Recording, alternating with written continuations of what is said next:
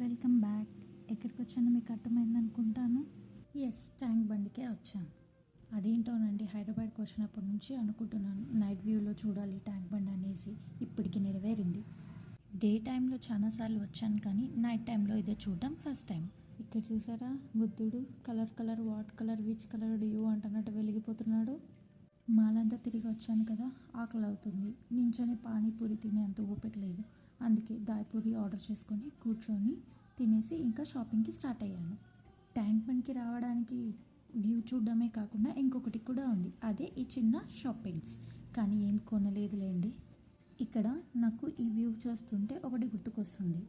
ఏంటంటే, మనం night times train journey చేసేటప్పుడు ఒక లాంగ్ డిస్టెన్స్లో లైట్స్ కనిపిస్తుంటాయి, అంటే ఏదైనా ఊరు వస్తుందని. అలా ఉంది ఈ లైటింగ్.